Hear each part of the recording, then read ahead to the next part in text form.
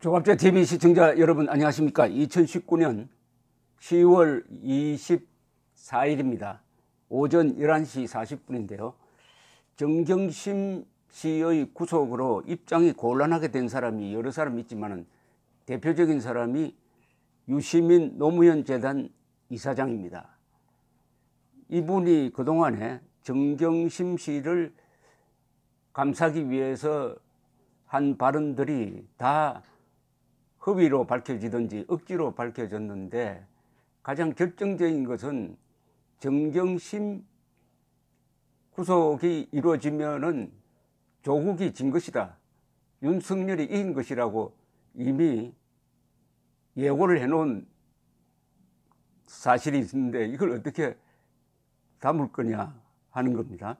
지난달 24일 자신의 유튜브 방송에서 국정농단 수사보다 더 많은 인력으로 압수수색까지 했는데 영장이 기각되면은 정경심입니다. 정경심 영장이 기각되면 최초 판단이 잘못된 것이다.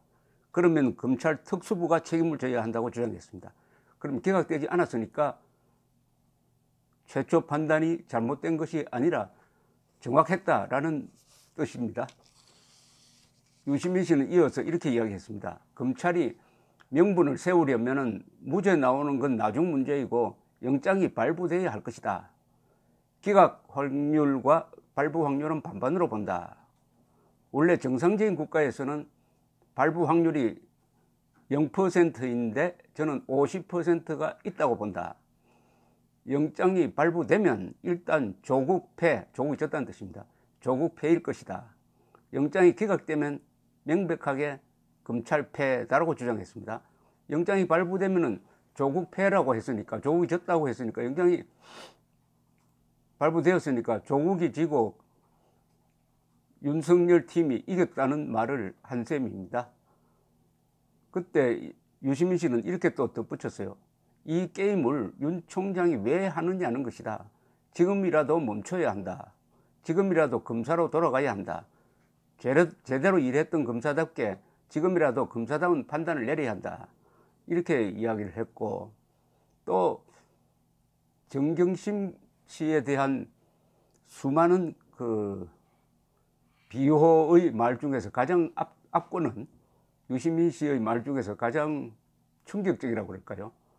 그것은 정경심 씨가 학교에서 PC를, 자기 것도 아닌데 학교의 소유물인 PC를 가져 나온 것에 대해서 이것은 검찰이 증거를 조작할 때 대비해서 증거 보존용이다 라고 한 사실인데, 이런 이야기도 했습니다. 검찰은 피의 사실을 흘리고 여론재판을 하고 대국민 심리전을 하는 와중에 시민 정경심은 약자다라고 했습니다. 정경심 씨가 약자가 아니라는 것은 어제 이 법원에 영장실질검사를 받기 위해서 나올 때 대부분의 방송이 촬영을 하고도 얼굴을 내보내지 않고 흐릿하게 처리를 했습니다. 물론 영장이 발부된 이후에는 달라졌습니다만은, 이것은 언론이 그 어떤 인물보다도 박근혜 전 대통령, 이명박 전 대통령, 양승태 전 대법원장보다도 이 정경심 씨를 특별 대우했다는 것이고, 아직도 정경심 그리고 조국 동생 그리고 여러 일가에 대해서, 더구나 이 정경심 씨의 딸 아들에 대해서 언론이 아주 자제하는 보도를 하고 있습니다. 지나칠 정도로 그렇게 할 필요도 없는데, 인권 보호 차원이 아니라 이것은 강자에 대해서 언론이 약하게 보이는 그런 모습을 보이고 있는데, 유시민 씨는 사회적 약자다. 정경심 씨가 사회적 약자라고 했습니다. 자, 그러면 이제 영장이 발부되었으니까 유시민 씨는 이 말에 책임을 지고 한마디 해야 됩니다. 조국 졌다, 윤석열 이겼다, 이런 이야기를 해야 마무리가 되지 않을까 생각이 드는데, 요사이 검찰과 유시민 씨 사이에 공방전이 오고 가는데, 유시민 씨가 억지를 부릴 때마다 일일이 검찰이 대응하기도 참 어렵다는 생각이 듭니다.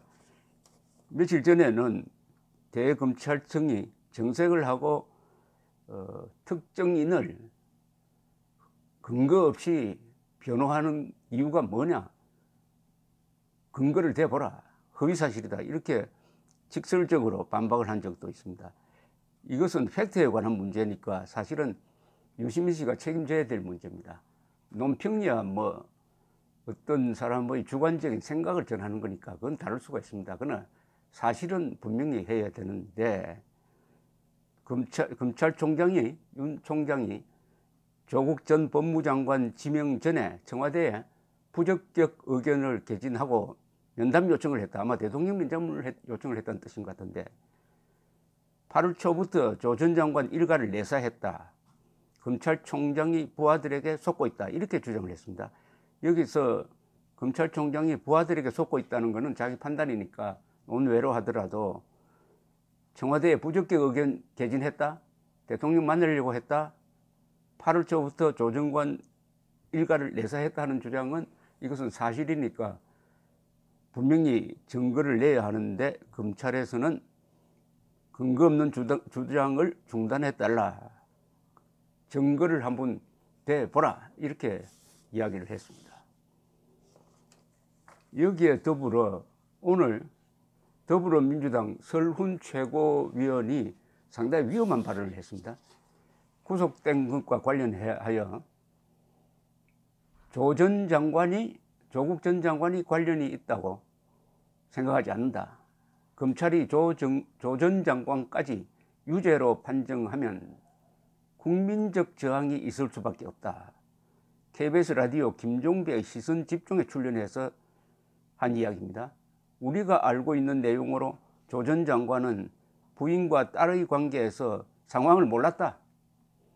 따라서 아무 죄가 없는 사람을 유죄라고 검찰이 갖다 붙이는 것은 안 될 일이다. 그러면서 국민적 저항이 있을 수밖에 없다고 했어요. 여기서 말하는 국민은 어느 국민일까요? 자기 편 아닙니까? 우리 편의 저항이 있을 수밖에 없다, 이렇게 말해야 되겠죠. 그리고 우리가 더 잘 안다는 겁니다. 검찰보다 우리가 더 잘 안다고요? 검찰보다 더 잘 아는 사람이 있습니까? 그런데 아무 죄가 없는 사람을 검찰이 갖다 붙인다는 것은 아무 죄가 없는 조국을 불러서 소환 조사를 하고 구속영장을 청구하든지 기소하는 것을 이야기하는 것인데, 이것은 수사, 사법과 관계되는 일인데, 여기에 대해서 이렇게 힘이 있는 여권의 중진이 협박성 발언을 하는 것은 사법방해입니다. 이게 사법방해죄라는 게 한국에는 아직 없는데 미국에는 있습니다. 미국에서 국회의원이나 대통령이 이런 발언을 하면은 탄핵당합니다.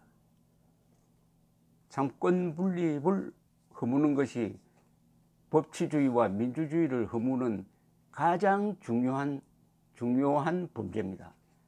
사법부의 독립, 언론의 독립, 사법부의 독립, 언론의 독립이 권력의 전횡을 견제하는 두 가지 가장 큰 수단입니다. 사법의 독립, 사법에는 지금 말씀드린 검찰 수사와 법원의 재판을 같이 뭉뚱그려서 하는 이야기입니다. 그러니까 설훈 씨는 사법 독립을 인정하지 않는 발언입니다. 야당이 하는 발언과 여당의 중진이 하는 발언은 다릅니다. 이게 벌써 이 발언이 검찰에 또는 법원에 어떤 메시지를 던지는지는 너무나 잘 알 수 있는 대목 아니겠습니까? 설 최고위원은 또 법원이 정시의 구속영장을 발부한 것에 대해 원칙으로 따지면 정시에 대한 구속영장이 발부되지 않을 것이라고 생각했다. 대단히 유감스럽다. 도주 우려도 없고 다툼이 많은 사항이기 때문에 피의자 측에서도 방어할 수 있는 기회를 준다는 입장에서 불구속이 원칙이다. 이런 이야기를 했는데, 이 구속영장 발부 사유는 너무나 명백합니다. 범죄의 소명이 있다. 범죄 혐의가 있다는 겁니다. 그 다음에 증거인멸 위험이 있다고 했습니다. 증거인멸 염려가 있다.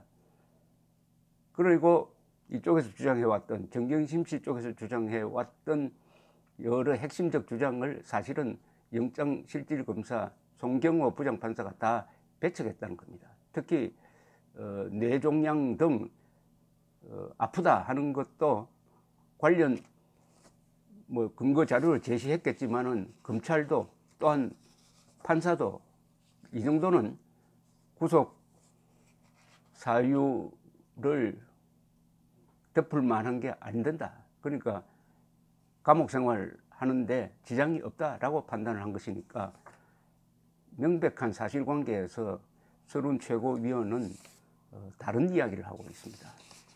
어쨌든 유시민, 설훈 이런 분들이 나와가지고 정경심 씨를 변호하는 억지와 때로는 거짓말 이런 게 뒤범벅이 되니까 사실은 더불어민주당에 좀 생각이 있는 사람들은 아주 고민하고 있답니다. 아주 분노하고 있다고 그래요. 더불어민주당까지 끌고 들어간다. 정경심과 더불어민주당을 같은 공동 운명체로 묶고 있는 거 아니냐. 정경심, 조국, 더불어민주당이 공동 운명체로 묶이면은 더불어민주당의 지지율이 떨어지겠죠. 내일 갤럽 조사가 나오는데 한번 어떤 수치가 나올지 궁금합니다. 감사합니다.